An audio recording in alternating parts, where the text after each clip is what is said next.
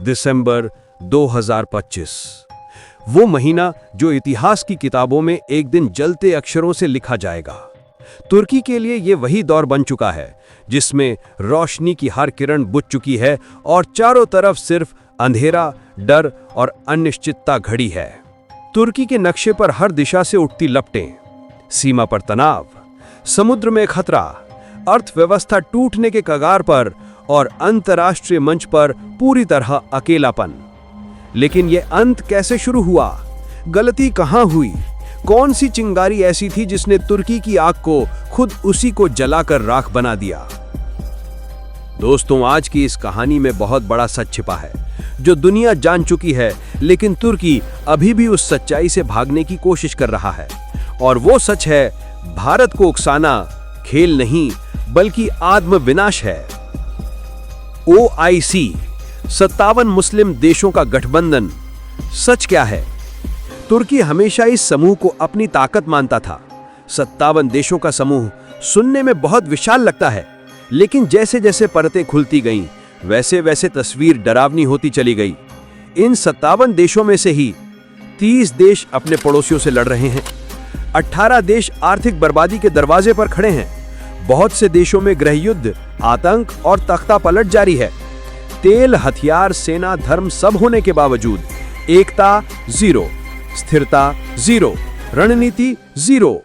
और इसी उलझी भीड़ में तुर्की ने सोचा, मैं नेता बनूंगा, मैं खलीफा बनूंगा, दुनिया मानेगी। लेकिन नेतृत्व के खेल में तुर्की ने सबसे बड़ा झूठा दांव खेला, भारत के खिलाफ नफरत। तुर्की की सबसे विनाशकारी भूल। तुर्की ने कश्मीर पर बयान दिए, भारत के खिलाफ भाषणों में आग भरी, सोचा कि बाकी मुस्लिम देश उसकी ताली बजाएंगे। लेकिन जो हुआ वो तुर्की का सबसे बुरा सपना बन गया, क्योंकि उस समय किसी और देश ने नहीं बल्कि सऊदी अरब ने तुर्की को सीधी चेतावनी दे दी थी। थिंक टैंक रिपोर्ट लीक हुई और तुर्की की सरकार के गलियारों में खामोशी छा गई। अब खेल पलट चुका था। तुर्की चारों तरफ से चेकमेट, दुश्मन एक नहीं, दुश्मन हर दिशा में। इजराइल तनाव चरम पर, सीरिया युद्ध का दलदल, सऊदी शक्ति संघर्ष, ग्रीस समुद्री विवाद, साइप्रस नौसैनिक टकराव, अमेरिका नाराज, यूरोप समर्थन शून्य और ऊपर से अरब देशों का बदला। और इन सब के बीच तुर्की ने भारत को उकसा दिया, शेर को छेड़ दिया और अब पीछे भागने का रास्ता भी नहीं है। पहले नाटो नाराज, फिर रूस अविश्वास में, फिर इजराइल के साथ टकराव, फिर यूरोप का दबाव और ऊपर से अरब देशों का बदला। दिसंबर 2025 ब्रसेल्स। बैठक में तुर्की के विदेश मंत्री ने टूटे दिल से कहा, हमारे तेल टैंकर ब्लैक सी में हमला झेल रहे हैं, हमें सुरक्षा चाहिए। लेकिन कमरे में खामोशी थी, कोई जवाब नहीं।